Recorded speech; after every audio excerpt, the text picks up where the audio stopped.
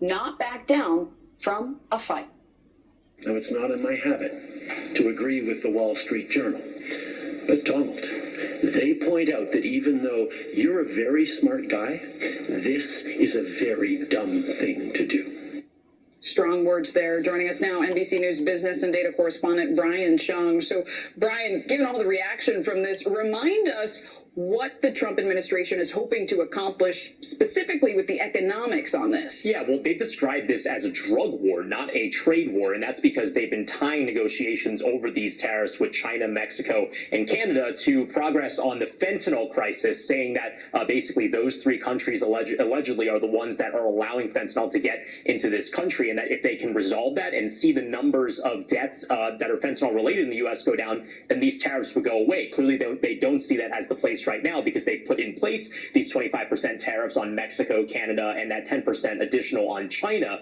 These are likely going to lead to price increases for average Americans, even though we've heard the Trump administration in the form of Treasury Secretary Scott Bessent say, we think China is actually going to be the one that pays for it. But a lot of producers and companies that we've been speaking to over the weeks leading up to this have said we're the ones that are going to have to foot the bill because we pay that when the bill of tariffs comes in, and we'll have to pass that on to customers. So that's the thing, right? It depends on, does China absorb it all and pay the tariff itself, or do they pass it along? Does it all get passed along to the people consuming those Chinese goods or any of these goods, right? So what are we talking about? What do economists think will go up in price? Well, I mean, economists have been expecting and projecting that inflation will increase marginally as a result of this. But I think that what's more impactful is that you have business owners, not just small businesses, but large businesses, recognizable businesses down the street from you likely that are opining on this as well, like Brian Cornell, who's the CEO of Target. He was talking about the tariffs just this morning. Take a listen. We know for certain categories, like fruits and vegetables, where during this winter season, we depend on Mexico for a significant amount of supply. Those are categories where we'll try to protect pricing, but the consumer will likely see price increases over the next couple of days.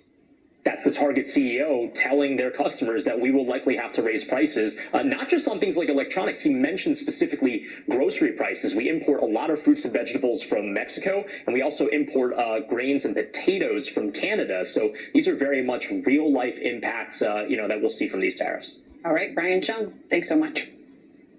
And tariffs are sure to be a major topic at President Trump's address to a joint session of Congress tonight. It has been a fast-moving first 43 days in office, that's to say the least, for President Trump. And there are three topics that we're closely watching for in his remarks tonight. First, President Trump ran on bringing prices down, but consumers aren't really feeling any relief, at least not yet. What will he say about the progress made on that front? Also, what will the president have to say about those sweeping cuts to the federal government made by Elon Musk and the Department of Government Efficiency? And then there's foreign policy. Certainly that's been top of mind since last week's explosive Oval Office clash between President Trump and Ukrainian President Zelensky. NBC News senior White House correspondent Gabe Gutierrez joins us now. Hi, Gabe.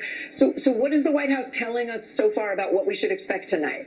Hi there, Kate. Well, fast-moving 43 days indeed. Now, a senior administration official tells us that tonight's speech, the theme will be renewal of the American dream, and President Trump will use it as an opportunity to highlight what he sees as the success administration during these first 43 days. Now, we do expect to hear, as you mentioned, and as your previous story suggested, about tariffs. He will certainly bring that up tonight, but we also expect him to hear about what the administration views as success so far in slashing the federal government, which it believes it has a mandate after the election, and we do expect the president to bring up the Department of Government Efficiency, DOGE, and we're told that Elon Musk himself will be in attendance tonight as the president addresses a joint session of Congress. Also, another topic that we expect to hear from the president is illegal immigration. In fact, according to one senior administration official, that will make up about 1/8 of his speech, we're told. And the president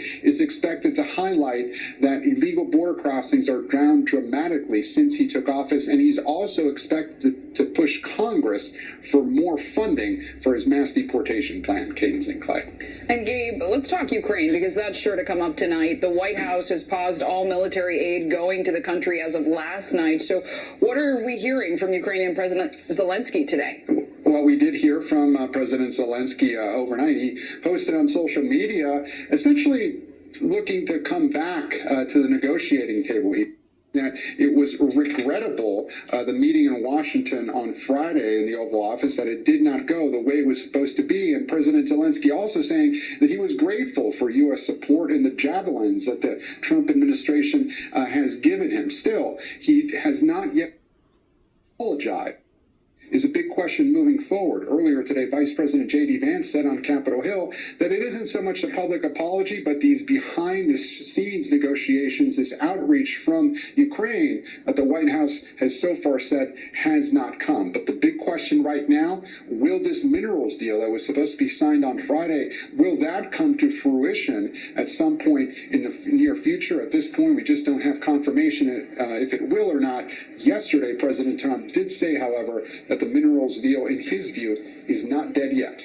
Katie Zinclair. Certainly the whole world is watching here. Gabe Gutierrez, thanks so much. And be sure to join NBC News for complete coverage of President